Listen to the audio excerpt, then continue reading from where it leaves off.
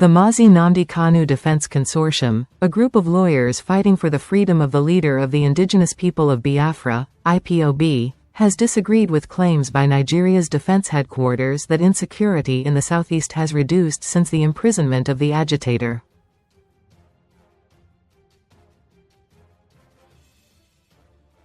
Major General Michael Onoja, Director of Defense Media Operations, made the claim in a recent statement, noting that Kanu's incarceration and intensified military operations have brought stability to the region.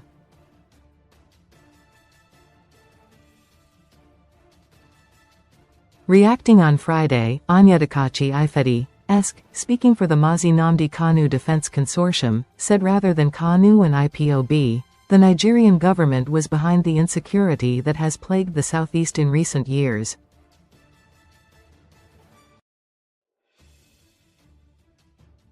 In a statement titled, "The Nigerian military cannot whitewash history.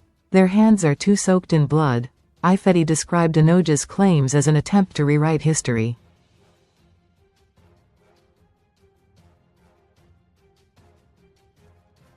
Major General Michael Onoja's recent claim that security has improved in the southeast because of intensified military operations and the imprisonment of Mazi Nnamdi Kanu is not merely false.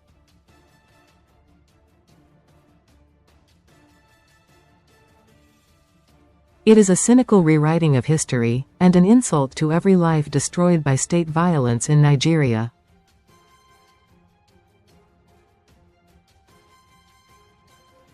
This narrative collapses under one simple truth: the Nigerian state created the crisis it now pretends to be fighting.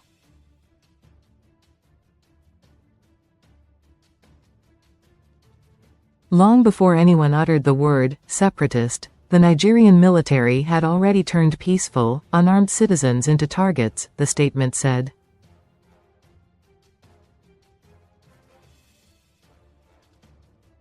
The Kanu defense team pointed to the Nkpor massacre, during which peaceful mourners and demonstrators were gunned down, the killing of unarmed youths at National High School, Aba, the bloodbath that trailed a Trump solidarity rally at Port Harcourt, and the invasion of Kanu's home in Umuahia, where 28 people were allegedly killed, to justify its claim that the Nigerian government was behind the violence and insecurity in the southeast.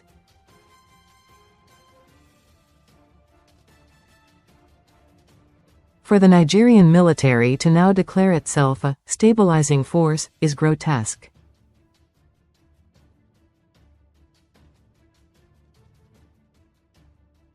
The same institution that repeatedly opens fire on civilians cannot turn around and present itself as the guardian of peace.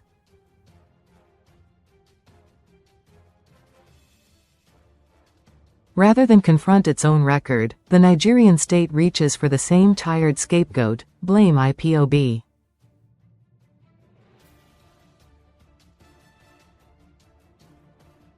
Blame Biafra. Blame Nnamdi Kanu. This is propaganda, not security analysis, the statement added.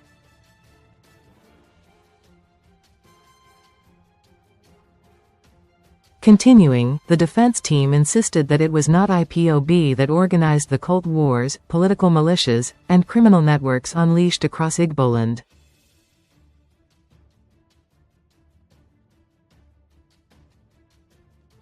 According to the group, the incidents were engineered and funded by politicians and security collaborators who found chaos politically profitable.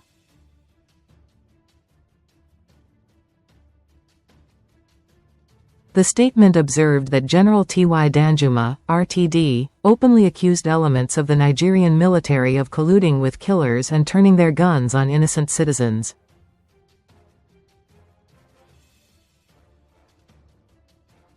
Faulting the military spokesman's claim that security has improved in the southeast, the defense team argued that security cannot be measured by silence created through fear, disappearances, arbitrary detentions, and military occupation.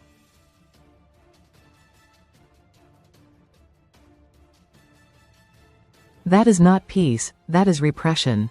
What the Nigerian military calls gains are in reality communities terrorized into silence, courts manipulated to justify indefinite detention, and endless attempts to break Mazi Nnamdi Kanu's spirit and force abandonment of the Biafra question.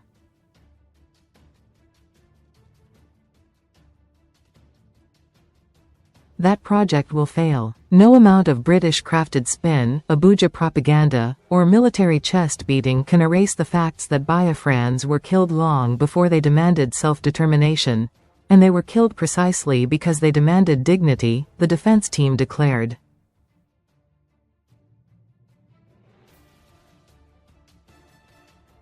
The statement added that the international community is increasingly aware that the Nigerian state frequently manufactures enemies to distract from corruption, insecurity, and elite failure.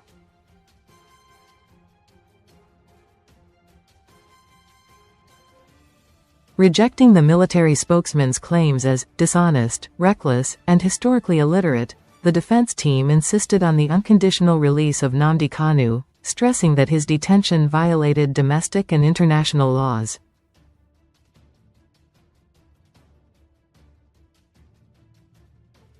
The group also demanded an independent investigations into massacres carried out by the Nigerian military across the Federation, as well as an end to the deliberate criminalization of peaceful political expression in the Southeast